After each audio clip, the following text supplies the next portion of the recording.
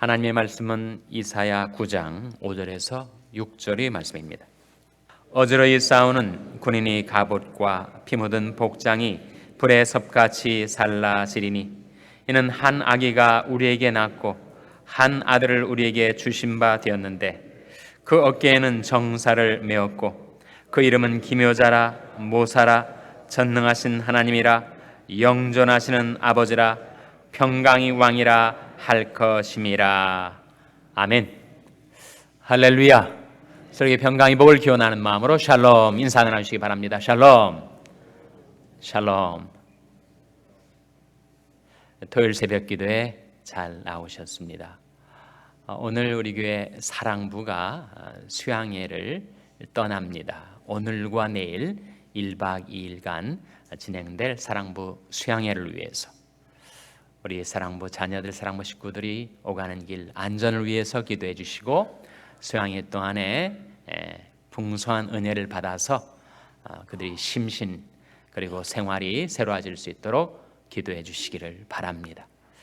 내일이 벌써 주일입니다. 주일 예배를 준비하는 오늘 하루가 되시기를 바랍니다. 내일 예배 후에 또한 내교 개정을 위한 공동회의가 열리는데 위에서 기도해 주시기를 바랍니다. 오늘 본 말씀 이사야 9장 6절 다시 한번 읽겠습니다. 9장 6절 말씀 다시 한번 읽겠습니다. 시작. 이는 한 아기가 우리에게 낳고 한 아들을 우리에게 주신 바 되었는데 그 어깨에는 정사를 메었고 그 이름은 기묘자라 모사라 전능하신 하나님이라 영존하시는 아버지라 평강의 왕이라 할 것임이라. 이 말씀을 자주 듣게 되는 때가 언제죠? 크리스마스 때, 성탄절 때 우리가 이 이사야 말씀의 가사를 많이 부르고 듣게 됩니다. 이 말씀에 나타난 한 아기, 우리에게 주어진 한 아들, 누구를 가리키겠습니까? 바로 우리 주 예수 그리스도를 가리키죠. 장차 탄생하실 메시아의 이름이 이 말씀 가운데 나와 있습니다. 하나님께서 우리에게 예수 그리스도를 주신 것, 그것은 우리에게 주신 최대의 선물입니다. 그래서 그것이 우리에게 주어졌다고 이 말씀은 먼저 증가합니다. 이는 한 아기가 우리에게 낳고 한 아들을 우리에게 주신 바 되었는데 그 어깨에는 무엇을 메었다고요? 정사를 메었다. 어떤 의미죠? 우리 주 예수 그리스도는 만왕의 왕이심을 증거하는 말씀입니다. 예수님께서 지상 명령 가운데 하나님께서 예수님에게 뭘 주셨다고 했죠? 그러므로 너희는 가서 모든 족속으로 제자를 삼아, 이렇게 시작되는 지상 명령, 바로 그 앞구절에 하나님께서 예수님에게 무엇을 주셨다고요? 예수께서 나와 일러 가라사대 하늘과 땅의 모든 권세를 내게 주셨으니. 예수님은 하늘과 땅의 모든 권세를 가지신 분. 오바마 대통령은 미국의 권세를 부여받지 않았습니까? 박근혜 대통령은 한국의 권세를 부여받았다는 거죠. 시진핑은 중국을 다스릴 권세를 부여받았습니다. 우리 주 예수 그리스도는 어떤 특정한 한 나라의 권세만이 아니라 모든 열방, 모든 세상 나라들의 권세를, 다스릴 권세를 가지고 계시고 이 땅뿐만 아니라 하늘을 다스리는 권세를 부여받으셨어요. 예수께서 나와 일러 가라사대 하늘과 땅의 모든 권세를 내게 주셨으니. 그러니까 오바마 대통령이 미국을 다스릴 권세를 받은 것은 바로 우리 주 예수 그리스도께 부여받은 것이라 하는 것이요. 물론 미국의 국민들이, 백성들이 오바마 대통령을 선출했지만 그 권세의 근원은 무엇인가? 그것은 바로 우리 주 예수 그리스도였습니다. 이시라는 것입니다. 그것이 바로 정사를 어깨에 메었다의 의미입니다. 주님께서는 온 세상 나라들을, 만국과 만민을, 그것도 일정한 기간뿐만 아니라 영원히 다스릴 권세를 받았으니 우리 주 예수 그리스도의 어깨에 정사가 메어 있다, 그런 말씀이죠. 그 다음에 우리 주 예수 그리스도가 누구이신가를 나타내주는 이름들이 나와요. 몇 가지가 나옵니까? 한번 보세요. 이름들이 몇 가지가 나옵니까? 기묘자라, 모사라, 전능하신 하나님이라, 영존하신 아버지라, 평강의 왕이라. 몇 가지입니까? 5가지가 나오죠. 그 이름 한 가지 한 가지를 묵상하면서 예수님은 이런 분이시구나 하는 것을 우리가 깨닫게 됩니다. 첫째로 우리 주 예수 그리스도의 이름, 그것은 바로 기묘자라는 것입니다. 어떤 의미죠? 기이하고 묘하다 하는 거예요. wonderful, 참으로 신기하고 놀랍다라는 것입니다. 예수 그리스도의 이름이 기묘자인 이유는 사람들이 예수님을 볼 때 놀라게 된다는 거죠. 어떻게 이런 분이 계신가? 그 능력과 지혜도 놀라지만 그분이 존재와 근원을 깨닫게 되면 놀라지 않을 수가 없다는 것입니다. 예수 그리스도는 신앙 고백서에 나온 대로 fully God, fully human, 완전한 하나님이시면서 완전한 인간이시기에 놀라운 거죠. 어떻게 그럴 수가 있는가? 어떻게 하나님이 인간으로 탄생하실 수가 있단 말인가? 놀랍죠. 어떻게 남성과 여성의 성의 혈합에 의해서 한 생명이 잉태되고 출생하지 않고 어떻게 동정녀 마리아에 의해서 예수 그리스도가 탄생했는가? 놀랍다는 거죠. 인간이 상식과 과학으로는 도저히 납득이 안 되는 기이하고 묘한 일이라는 것입니다. 예수 그리스도는 어떻게 신인이 되셨는가? 어떻게 신성과 인성을 함께 지니실 수가 있단 말인가? 도저히 인간이 이성과 사유로 그 신비를 풀어낼 수가 없다는 거예요. 그래서 기묘하다는 것입니다. 어떻게 한 곳에 계시면서 동시에 다른 곳에 계실 수가 있단 말인가? 하나님의 속성 가운데 무소부재라는 것이 있습니다. omnipresence라는 것이 있어요. 하나님은 이곳 예배당에도 계시지만 지금 집에서 침상에서 자고 있는 우리 자녀들에게도 함께 계시다는 것. 어떻게 한 군데만 계시지 않고 동시다발적으로 온 세상에 계시다는 말인가? 도저히 이해가 되질 않죠. 참 기묘합니다. 근데 우리는 이렇게 생각할 수가 있어요. 하나님이 정말 무한광대하셔서 크시기 때문에, 하늘을 보좌로 땅을 발등상으로 삼으시기 때문에, 하나님이 워낙 광대하시다 보니까 어디에나 계시게 되는 것이 아닌가. 그러니까 미국에는 하나님께서 오른발을 내리시고 한국에는 왼발을 내리시고 땅을 발등상으로 삼으셨으니까.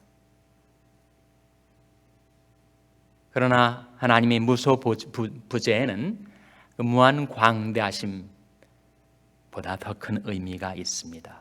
하나님은 이 세상 어디에나 계신데 이 세상 어디에서나 하나님은 전체로 계신다.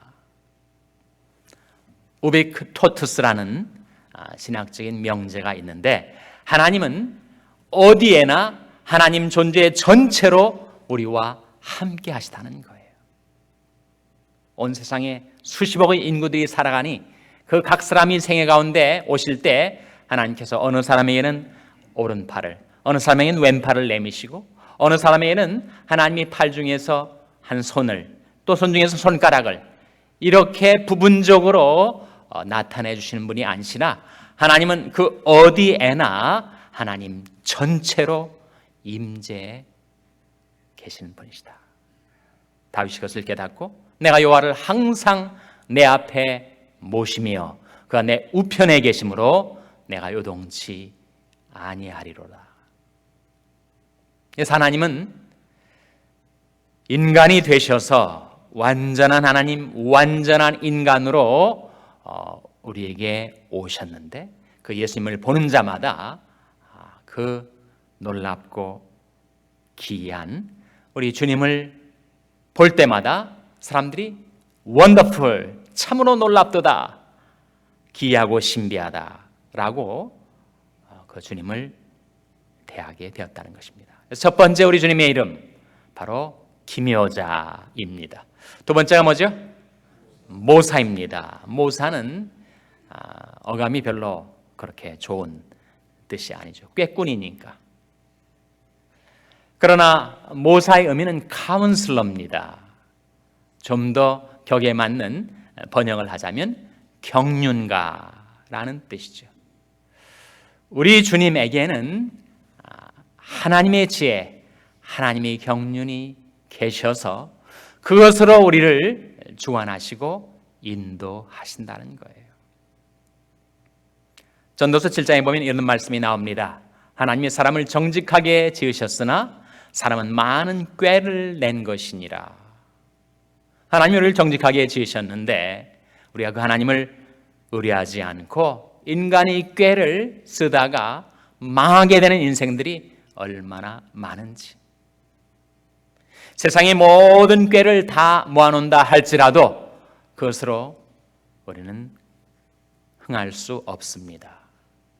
하나님은 열방의 도모, 바로 그것이 카운슬인데 열방의 도모를 폐하시며 민족들의 사상을 무역해 하시는도다.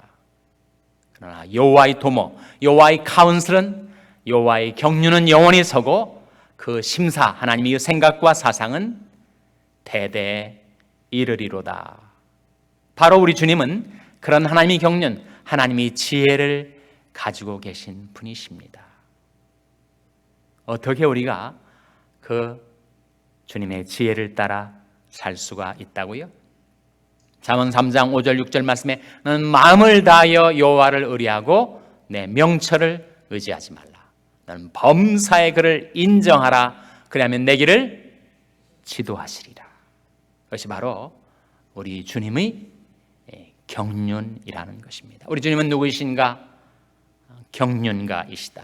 세 번째가 뭐죠? 전능하신 하나님이시라. 어떻게 한 아기인데 이 세상에 인간으로 태어난 한 아이가 전능하신 하나님이라고 불려줄 수가 있는가? 사람들이 믿지 못하는 겁니다. 그러나 우리 주님은 전능하신 하나님. 그 말씀, 그 이름 그대로 우리 주님은 전지전능하십니다. 저는 개인적으로 아침에 하나님 앞에 경배를 드리면서 늘 고백하는 개인적인 고백 가운데 하나가 욥기 42장 2절 말씀인데 주는 무소불능하시오며 무슨 경영이든지 못 이루실 것이 없는 줄 아오니. 욥의 고백이에요. 주는 무소불능하십니다. 무슨 경영이든지 못 이루실 것이 없으십니다. 우리 주님은 바로 전능하신 하나님이세요. 네 번째가 무엇입니까? 영존하시는 아버지라. 어떤 뜻일까요? 우리 주 예수 그리스도는 성자이신데 왜 아버지라고 불린단 말인가? 예수님께서 요한복음 10장 30절에 나와 아버지는 하나이니라. 이것은 삼위일체 안에서의 관계를 보여주는 말씀이 아니라 우리 주님께서 모든 인류에게, 우리 모든 인생에게 우리가 영원히 의지할 영존하시는 아버지가 되심을 보여주는 말씀입니다. 아버지라는 의미는 인격적인 관계, 주님과 우리와의 관계를 보여줄 뿐만 아니라 우리는 아버지를 경외하고 의뢰하죠. 그것은 바로 주님과 우리와의 관계가 그렇다는 것입니다. 우리는 주님을 경외하고 주님을 의뢰하며 사는데 그 관계가 영원하다는 것이에요. 예수 그리스도는 어제나 오늘이나 영원토록 동일하시니라. 영원히 우리 인생에, 우리 인간에게 우리가 의뢰할 아버지가 되신다. 주님은 영존하시는 아버지. 마지막이 뭐죠? 평강의 왕이라 할 것임이라. 우리 주님이야말로 Prince of Peace, 평화의 왕이십니다. 주님은 다툼과 분쟁이 있는 곳에 임하셔서 거기에 평화를 이루어 주시는 분이십니다. 주님께서 무엇으로 평화를 이루셨을까요? 주님이 가져다 주시는 평화, 그것은 바로 십자가의 평화입니다. 골로새서 1장 20절 한번 찾아보시기 바랍니다. 우리 주님께서 이 세상에 어떻게 평화를 이루시는가, 그리고 평화 중에 평화인 하나님과 우리와의 평화를 어떻게 이루시는가. 신약성경 324면 골로새서 1장 20절 말씀 우리 찾아서 같이 읽겠습니다. 신약성경 324면 골로새서 1장 20절 말씀 찾아서 같이 읽으시겠습니다. 골로새서 1장 20절 말씀 같이 읽겠습니다. 시작. 그의 십자가의 피로 화평을 이루사 만물 곧 땅에 있는 것들이나 하늘에 있는 것들을 그로 말미암아 자기와 화목해 되기를 기뻐하심이라. 그의 무엇으로 화평을 이루셨다고요? 그의 십자가의 피로 화평을 이루셨습니다. 왜 우리가 살고 있는 세상에는 이렇게 다툼과 분쟁과 전쟁과 피비린내가 끊이지 않고 일어나는 것일까? 과연 이 땅의 평화는 어떻게 이루어지는 것인가? 그것은 바로 예수 그리스도가 우리를 다스리실 때, 우리가 그 예수 그리스도의 다스리심에 우리가 자원적으로 순복하며 살 때, 그때 하나님께서는 예수님이 십자가의 피로 화평을 이루셔서 죄 때문에 하나님과 우리 사이 그 불화를 청산해 주시고 하나님과 우리 사이 관계가 회복되고 평화가 이루어지면 사람이 마음에 평안이 있으면 남과 다투질 않습니다. 마음이 불안하고 마음이 두렵고 마음에 온갖 상념들이 가득 차 있으면 우리는 인간관계 속에서도 평화를 누릴 수가 없어요. 하나님과 우리와의 평화가 이루어져야 나와 남과의 평화가 이루어지는 것인데, 그런 죄 때문에 하나님과 우리와의 관계 속에 일어난 그 불화, 그것을 무엇으로 청산하시는가? 그 십자가의 피로 화평을 이루셔서 만물, 곧 하늘에 있는 것들과 땅에 있는 것들을 자기와 곧 하나님과 화목하게 하시기를 하나님이 기뻐하셨다. 그러니까 하나님께서 예수 그리스도를 통하여 우리 마음속에, 우리 삶 속에, 이 세상 속에 평화를 도입하신다, 그런 뜻이죠. 그래서 우리 주 예수 그리스도는 바로 평화의 왕입니다. 평화의 왕으로 이 세상 가운데 오시는 예수 그리스도를 배척하니 거기에 전쟁과 다툼이 끊이지 않게 되는 것이 아닌가. 그래서 우리가 성탄절 즈음에서 자주 듣게 되는 이사야 9장 6절의 이 말씀은 예수 그리스도가 누구신가를 우리에게 보여주는 우리 주님의 5 이름들입니다.